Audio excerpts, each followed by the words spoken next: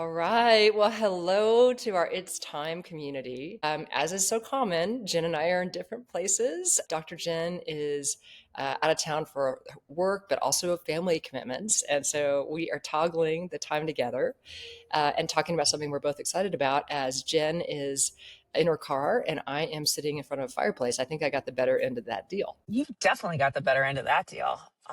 Although I'm where it's going to be 70 degrees today. So maybe eventually when I'm out of the car, I get the better end of the Yes, deal. yes, yes. So today we're talking about something that we talked about in our kind of lead into the new year and welcoming 2026.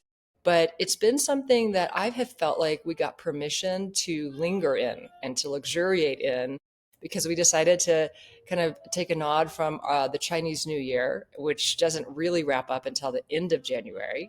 And so it felt like we got this little bonus month to reflect on the end of that year. And that year was the year of the snake. And so Yes. in the end of the Chinese New Year of the snake, it's an analogy and an invitation for shedding and letting go and releasing the things that are just not serving you. So Dr. Jen and I thought today we would offer a framework to you if you wanted to go through that process in this last week of January on how to kind of structure some practical to-dos to facilitate that shedding and the lightness that comes from that and the space that you create with that. Absolutely. And I think this just goes along so well with what we've been talking about, whether it's physical clutter or a mental, emotional clutter.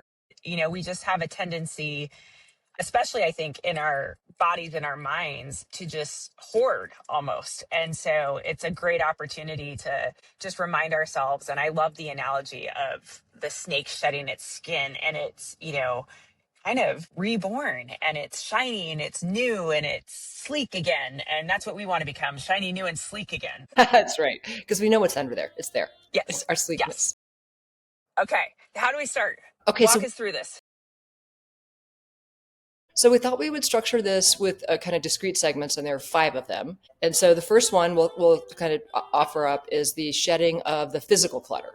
And this is one of those things that I always have a little bit of a tension with because on the one hand, I want to be recycling, I want to be reusing, I want to not have to buy things and replace things that I just had. But on the other hand, you need to release and let go of the stuff because the work you've taught us with the neuroscience is that your brain sees that clutter as noise and it doesn't it doesn't release it. So if it's in your visual span, even if it's in just your memory of what's going on upstairs in your closet, it creates stress on your brains. Shedding your physical clutter is sort of segment one, and then it's like you're releasing your cognitive load. That's the why. So we think about what are the easy hows. How do you do that? I think the other important piece of that is getting comfortable living with maybe blank spaces or empty things that might feel a little empty. We always just feel like we have to rush to fill. And I think that's part of this Yes. exercise is like being comfortable with some space to allow opportunity to come in instead of rushing to fill. Yes, I love that reminder. I think, the practical how-tos, because everybody's heard about Marie Kondo, everybody's cleaned their closet out, but it's basically taking that filter again and saying, all right, what do I not wear? What doesn't fit? What doesn't feel like me? And just doing that with consistency, once a quarter so that you're doing that. So that would be an invitation this week. And then the objects in the white space, if you look around about things that are in your space, that maybe they're tied to old identities. They're roles that you had 10 years ago, but it's not really who you are now or who you want to be. So letting those items go. And then this is the one that I think is kind of the hardest is like the someday. Like I might use this someday, so I better not let it go. It's like that pile of someday items is another one to just let it go. For Make sure. space. And I think the practicals, I mean, we've done this, right? The one bag, you get one bag, fill it up each week, donate or, recycle it. The 90-90 test, which I love this one, which is I haven't used it in 90 days and I'm not going to use it in 90 days. And so that would be on offer to move along, unless it's like, ski gear in July, but otherwise it's like, not going to use it. And then the last one is this really, I think the framing of it's called an identity edit is like, is this really who I want to be on my go forward?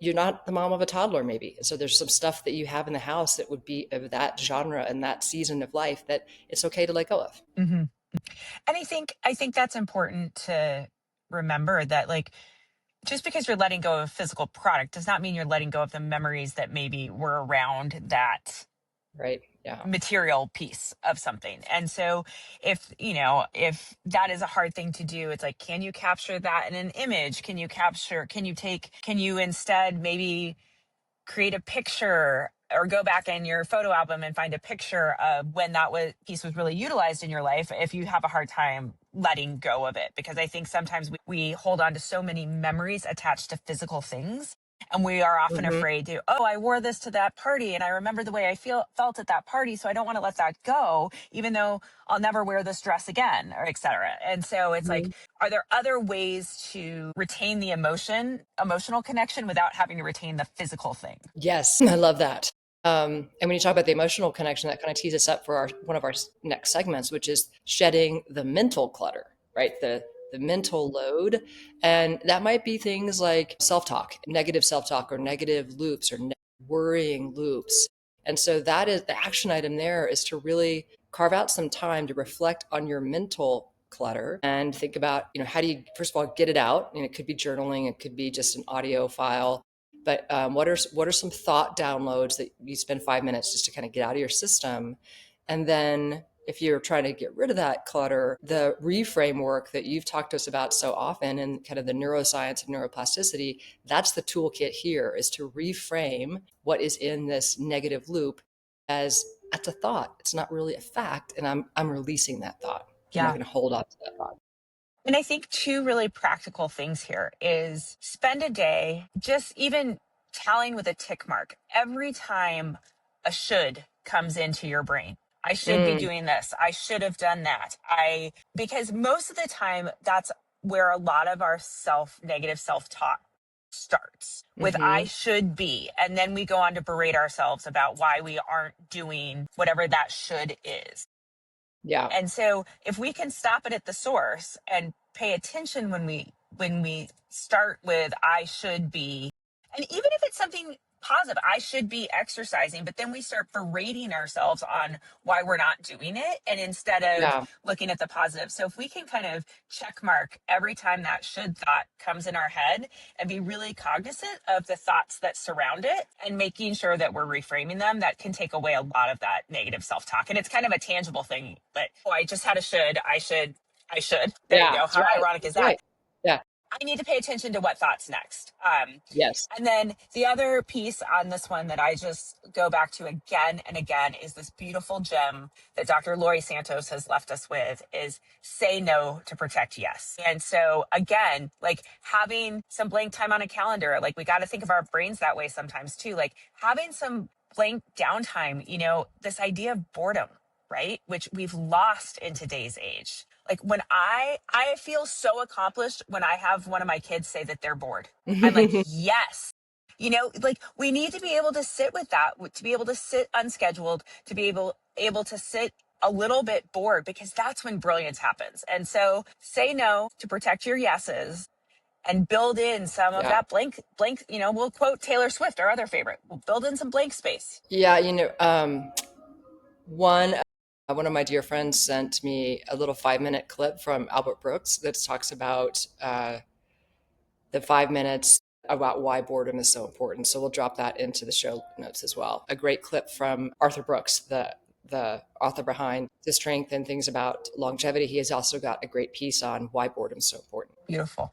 So, kind of the last thing on this second segment is just to remember the science behind we are what we believe. So, our thoughts create our reality. We are what we believe to be true. So, being mindful about curating what thoughts you allow to stay in your reality shaping world is critical. So, shedding the ones that are not serving you, because those unquestioned stories can just quietly be sort of eroding your life and your potential. So, let them go. Get explicit on letting them go. But then the kind of the corollary to that, you've got sort of the mental scripts. There's also just the emotional load. So that's broken out as a separate one as well. Are there things to let go of in the emotional arena? And that might be things like resentment, or there might be some forgiveness opportunity to lighten your load, or guilt from maybe the past things that you had on your should list that you didn't get done. So that kind of emotional toxicity is also on offer to release and let go of actively in this exercise of shedding. Yes. And I think that's a good time to examine who's controlling your emotions. You know, when we are stressed or feeling negative or Mhm. feeling like, who are we allowing to participate in that, in those sensations? And allowing to have that control and being very mindful. And it's not that we should ignore those emotions, but really investigate on who's in control of those emotions and who's setting that stage, which I think is an easy trap to fall into. I know I've been in it recently, and I finally last night even looked in the mirror and said, okay, why are you letting this person have so much control over how you feel? Yes, you're frustrated. Yeah. Yes, you're this or that, but like, why? Like, the situation is what it is. And I have the agency and control to determine, yes, I was frustrated by this, but let that go, or else that's just an outside voice controlling me instead of me being in the driver's seat. Yes. Yeah.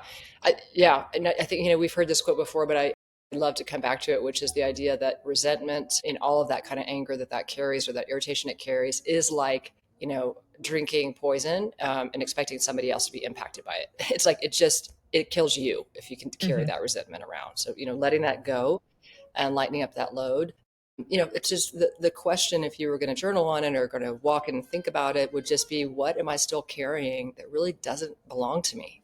I can let that go. And some of the practical how to's on that, in addition to journaling, could be that you write the letter to the person and don't send it. You just get it out of your system and physically release it on a piece of paper. And then, of course, we've all heard about this one, and it is a practical way to release, is to write it down and then set it on fire, let it go. And so Hmm. going through the emotional load and the things that aren't serving you in that arena and physically letting them go is a powerful way to tell your brain to rewire that and not tell that story anymore. Correct. Correct. I love that. So that's the physical clutter, the mental clutter, the emotional clutter. And I think that this next one is really, because we're such advocates of community and friendships and relationships, but this is an invitation to be mindful about which ones you're carrying forward.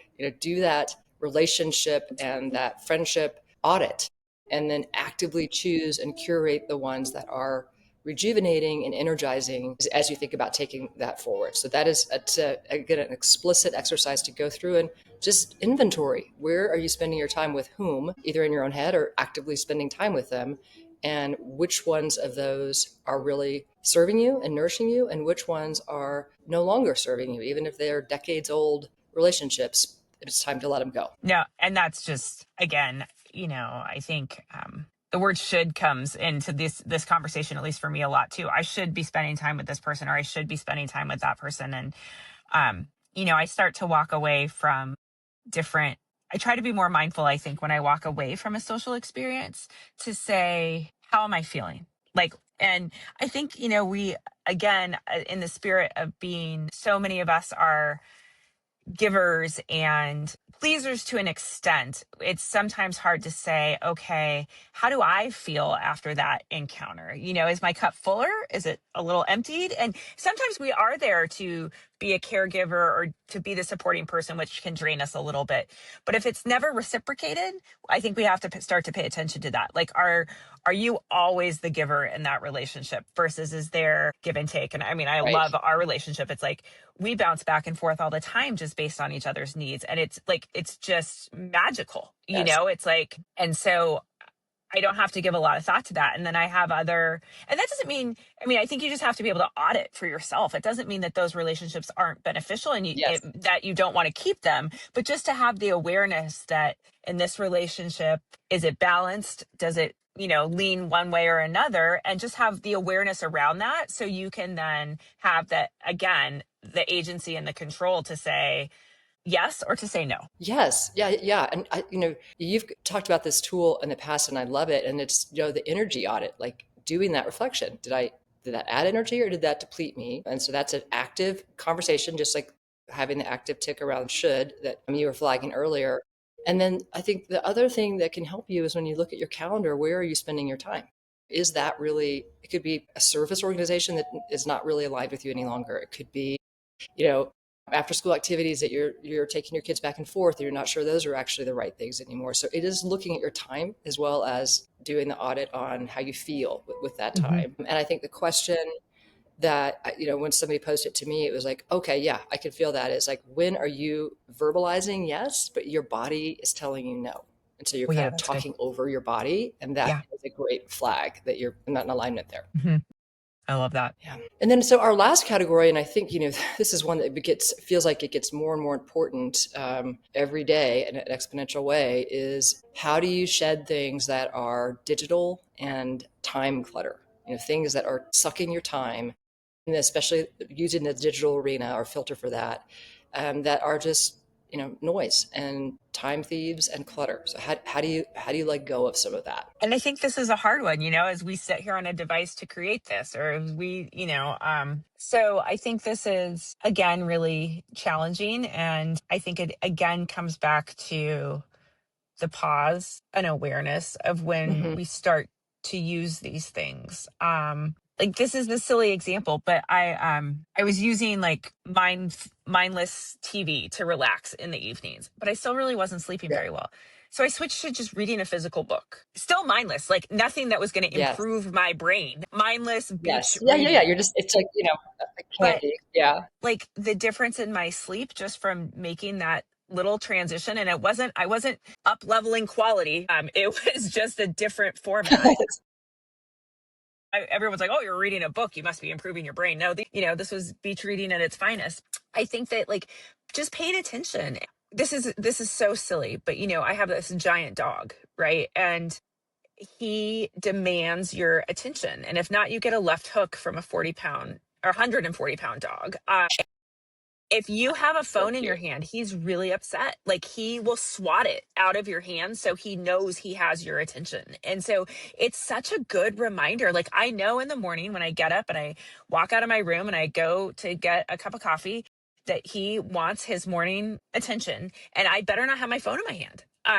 And like, he demands that you are like That's looking great. at him. And so it is this just really, and so I think about it kind of the first interaction I have with my kids in the morning. Like, do I have a phone in my hand? Like, is there something Right. like, I've Right. even stopped, like, out to dinner. Can it stay in a purse and not be upside down on a table? Like, what does that do to the level of distraction of everyone that's on the table if we have four phones Right. upside down? Right. Like, can we just take them off the Right. table? Right. Well, I mean, we know, right?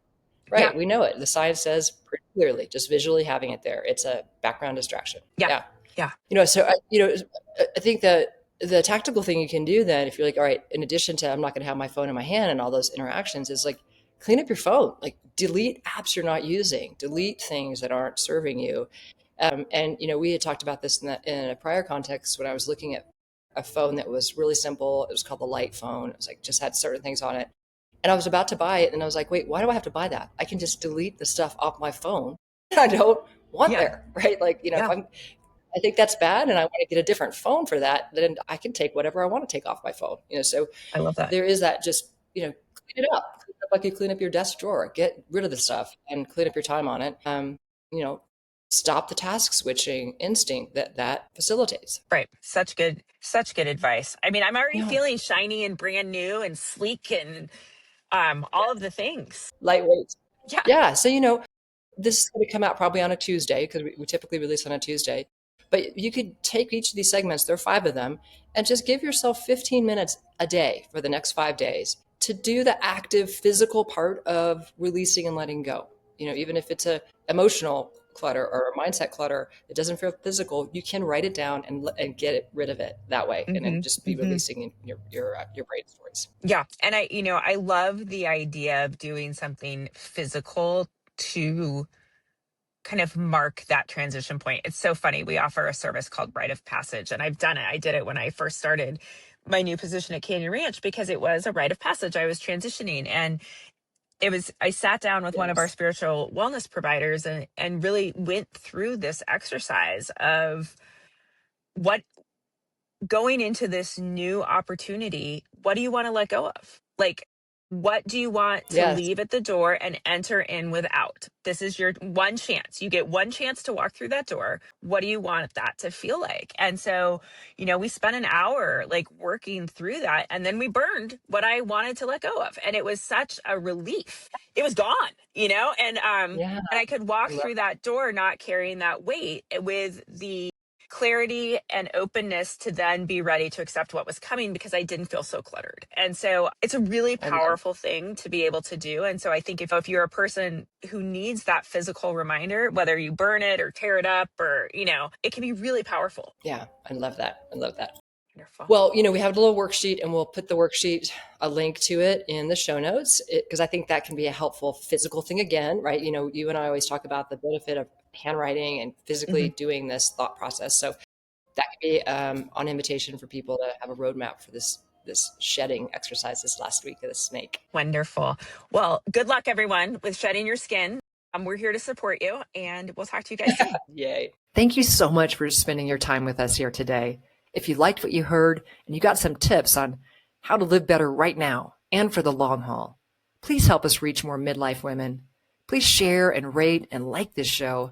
And we can't wait to continue the dialogue with you on our next episode. Until then, thank you. It's time.